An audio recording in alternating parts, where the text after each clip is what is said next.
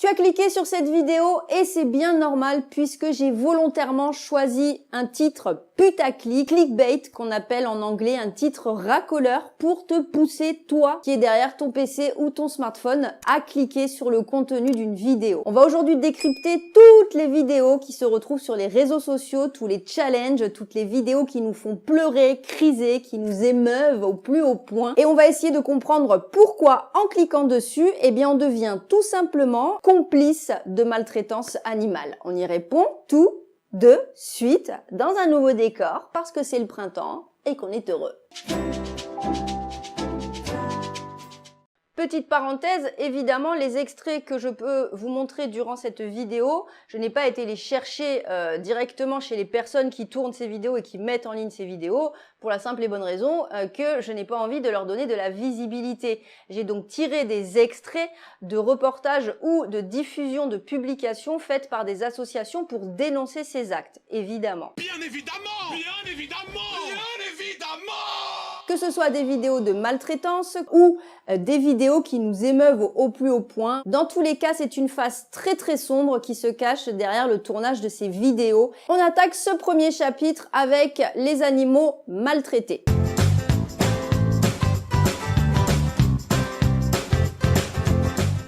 Des vidéos montrant de la maltraitance animale, il y en a plein les réseaux sociaux partagés par des pages qui mettent en avant la protection animale ou par des inconnus qui espèrent faire le buzz. Vous êtes au moins tombé une fois déjà sur une vidéo de ce type. Il n'y a qu'une seule et unique chose à faire, surtout c'est de ne pas partager et c'est de dénoncer cette vidéo aux autorités. Je vous mets le lien dans la description.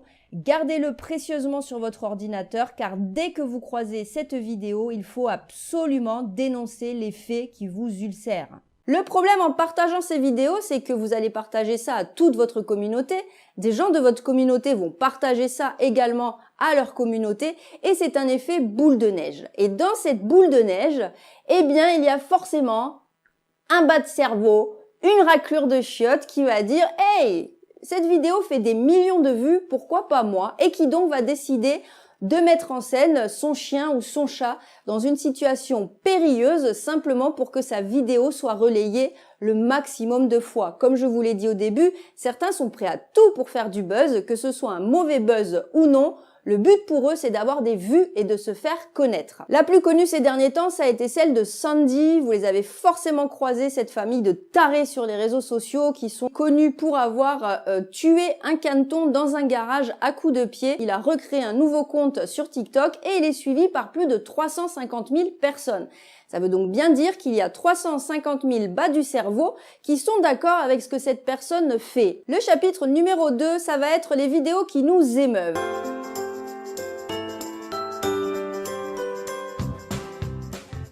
Et oui, il y a beaucoup de vidéos ou de photos devant lesquelles on lâche notre petite larme parce que nous sommes des êtres sensibles et qu'on adore voir des mignons petits animaux faire des choses absolument incroyables. Là aussi, ne vous faites absolument pas avoir. Oui, il y a de très belles photos, par exemple, d'une petite grenouille qui s'abrite alors qu'il pleut. Cette grenouille a été, et je vous mettrai le lien dans la description, a été congelée avant. Donc c'est une grenouille qui a été prélevée dans son habitat, qui a été congelée vivante, pour qu'au moment où le photographe va vouloir prendre la photo, eh bien, elle soit complètement amorphe en train de décongeler. Il y en a beaucoup des photos comme ça. Le rendu est absolument fantastique. Je me suis fait avoir. Et c'est pour ça qu'aujourd'hui, je vous dis, faites très attention et posez-vous les bonnes questions. Une grenouille qui adore l'eau a-t-elle réellement besoin d'un parapluie ? Une vidéo aussi qui a été très connue et qui a beaucoup tourné sur les réseaux sociaux, c'est ce chien qui se jette à l'eau pour aller sortir un chat qui est en train de se noyer. Filmé là encore par un être humain qui, au lieu d'aller porter de l'aide aux deux animaux, eh bien filme pour faire le buzz sur les réseaux. Vous avez été très nombreux à partager cette vidéo, alors qu'en fait la réalité est tout autre puisque ce monsieur a tout simplement orchestré cette scène en mettant ce chat dans l'eau. Il a sorti son smartphone et il a filmé, il a fait des millions de vues et gagné énormément d'abonnés. Puis la dernière en date qui tourne encore, puisque je l'ai encore vu passer sur Instagram il y a quelques jours, eh bien c'est cette pie sur la route qui est filmée par un monsieur qui est dans sa voiture et qui met en légende que cette pie est bien plus humaine que beaucoup d'humains puisqu'elle est en train d'aider un hérisson à traverser la route. Si on fait un petit peu marcher ce ménage, on se rend compte quand même qu'en fait, déjà, un hérisson, si on connaît un petit peu l'espèce, n'a rien à faire en plein jour. C'est donc certainement qu'il est blessé ou à la recherche de nourriture car il se sent très affaibli. Et la pie, qui est un charognard, n'est pas là du tout pour l'aider à traverser la route, mais plutôt pour essayer d'en faire son casse-croûte. Et je pense qu'elle aurait préféré que le hérisson se fasse écraser par une voiture parce qu'elle aurait eu moins de mal à essayer de le retenir ou de le piquer. Là encore, évidemment, méfiez-vous des légendes. C'est pas parce qu'on vous dit quelque chose que c'est forcément ce qui se passe dans le tournage, en tout cas de cette vidéo. Petite parenthèse enchantée, toutes ces légendes, toutes ces vidéos font appel à deux notions, l'anthropomorphisme et l'anthropocentrisme. On va du coup définir un petit peu ces deux notions. L'anthropocentrisme considère que l'homme est au-dessus de tout le reste du monde et qu'il peut se servir de tout ça tant qu'il trouve comme excuse que c'est pour préserver son espèce. Bref, l'anthropomorphisme, ça va être d'attribuer effectivement des manies, des choses humaines à un animal. Et donc, on se retrouve avec des influenceuses qui amènent leur petit chien chez la manucure pour se faire mettre du vernis, ou alors chez le coiffeur, etc., etc. Dans l'anthropomorphisme, on retrouve une vidéo qui a énormément tourné, qui continue encore de tourner, et il y en a beaucoup du coup qui sont nés juste à côté de celle-ci. Eh bien c'est celle-là, c'est ce mignon petit caniche qui se promène dans la rue sur ses deux pattes arrière, habillé avec une tenue humaine et qui fait rire les passants. Là encore, au risque de vous décevoir pour ceux qui ne sont pas au courant, eh bien en cliquant et en partageant cette vidéo, vous devenez totalement complice de maltraitance parce que l'envers du décor, c'est celui-ci. Cắn là, mày còn cắn không? Hả? Không được phải đi giờ. Quỳ tới giờ tới chiều chưa? Nghe không? Đứng lên. Đứng. Đứng lên. Sát vô. Né, né. Né không? Né không? Né không? Né không? Né, né. Chị, đây là lần thứ mấy rồi? Nói mà còn nhìn bậy như này. Không lạy nữa. Không lạy nữa. Im. Đứng đấy phạt. Không lạy nữa. Xin lỗi cái gì? Eh oui, un chien n'a absolument rien à faire et n'a pas du tout la morphologie pour se balader sur ses deux pattes arrière. Si le chien est à quatre pattes, c'est qu'il a un corps qui est fait pour qu'il soit à quatre pattes. Et donc, pour en arriver à le faire tenir sur ses deux pattes arrière, eh bien forcément, tout ce qui va se passer dans les coulisses va être plutôt très moche. Donc surtout, ne partagez pas toutes ces vidéos qui sont dans l'anthropomorphisme. Et je ferme la petite parenthèse enchantée qui nous a bien mis un coup dans le moral quand même. Le troisième chapitre, ça va être un petit peu lié à cette parenthèse, ça va être les vidéos drôles, les vidéos qui nous font rire, qui nous donnent le sourire, où on se dit « Bon sang, mais ces animaux sont absolument exceptionnels ».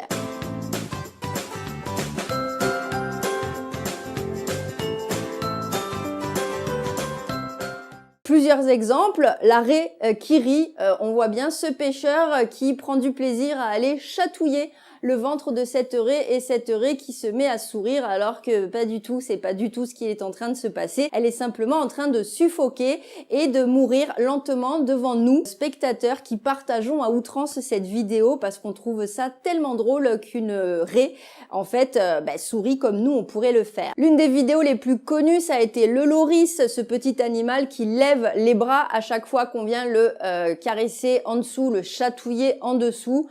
Là aussi, tout le monde a partagé en disant « c'est fantastique, c'est un animal heureux qui a l'air absolument épanoui et qui adore qu'on le chatouille ». Absolument pas. Là, ça a été encore plus loin puisque s'est développé en fait la volonté d'adopter par beaucoup d'êtres humains sur la planète des loris et donc on se retrouve aujourd'hui avec un trafic qui se fait sur ces animaux et comme vous pouvez le voir sur ces images, eh bien qui se font notamment couper les dents sans anesthésie avec une pince. Donc c'est des animaux qui souffrent énormément tout simplement parce que s'ils avaient leurs dents au moment où vous alliez venir les chatouiller sous les bras, comme ils prennent ça pour une agression, au lieu de lever les bras, rat, eh bien tout simplement il vous mordrait. Le rat qui prend sa douche, oui, on a tous été émoustillés, on a tous rigolé devant ce petit rat enfin, on a l'impression qu'il se savonne en fait tout simplement sous ce robinet, alors que pas du tout. Le rat est un animal, contrairement à ce qu'on pourrait penser, très très propre, et il essaye, pour ne pas mourir intoxiqué, d'enlever le produit que l'humain lui a mis dessus. Donc là encore, il n'y a absolument rien de drôle et on est toujours dans de l'anthropomorphisme total. Il y a d'autres petites vidéos qui tournent énormément, ce sont les challenges qu'on a vus notamment par exemple avec le chat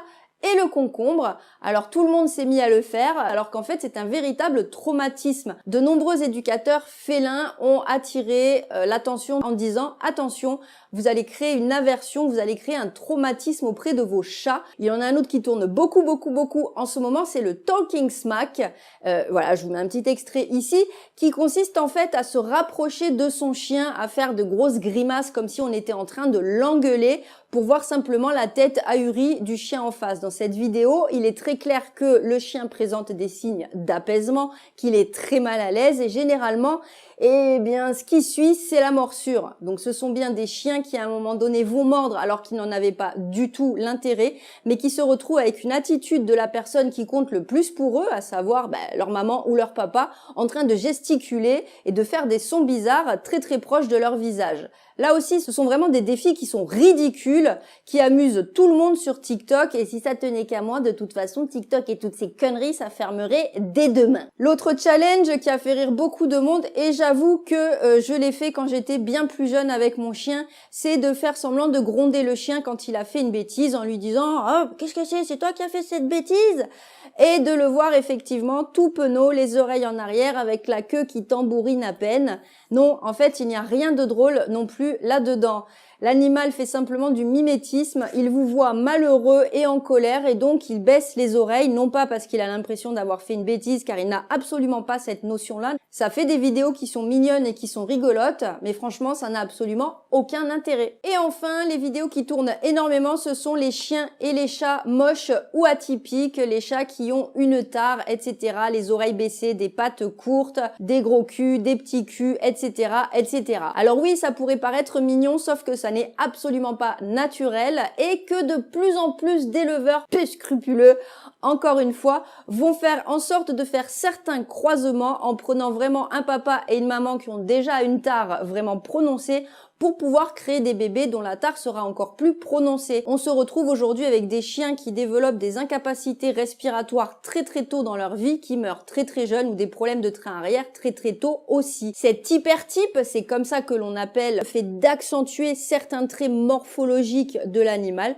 va les mettre en danger et donc en fait sont en train d'être créés, d'être mis au monde des animaux qui naissent et qui sont déjà condamnés à ne vivre qu'une vie très très très courte. Le problème, c'est que les influenceurs et les influenceuses se régalent de se pavaner sur les réseaux sociaux avec ces mignons petits chats et ces mignons petits chiens et que beaucoup d'entre nous tombent dans le panneau et disent exactement comme le dernier petit sac Gucci, je veux le même petit chien.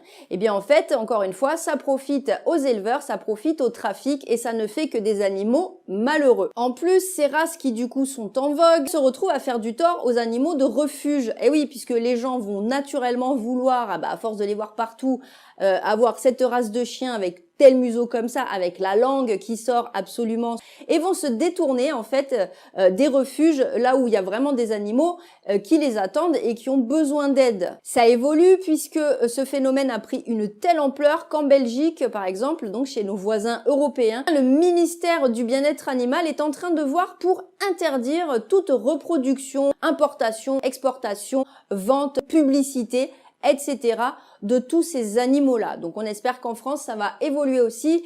Mais comme on en est encore à dire que la stérilisation n'est pas obligatoire, c'est pas gagné. Voilà pour ce tour de toutes ces vidéos qu'il ne faut pas partager, sur lesquelles il ne faut pas cliquer, de ces pages Facebook. Apprenez à les reconnaître. Il y a plusieurs façons de déceler ce type de vidéo avant de cliquer dessus ou tout simplement, une fois que vous avez cliqué dessus, avant de la partager. La première chose, si vous étiez à la place de la personne qui est en train de filmer, est-ce que vous seriez intervenu ou non? Déjà, dites-vous que c'est une mise en scène. À partir du moment où un humain est en train de filmer un chien qui est en train de sauver un chat dans de l'eau, eh bien c'est qu'il y a eu une mise en scène et que donc ces animaux sont en fait des animaux malheureux qui ont été certainement jetés là par leur propriétaire. La deuxième chose, ça va être de vous demander, est-ce que l'animal qui est en train d'être filmé a une possibilité de refuser et de s'enfuir à un moment donné si la situation devient gênante pour lui? Sur le dernier challenge en vogue, le Talking Smack, ce que je vous disais, c'est d'ailleurs de venir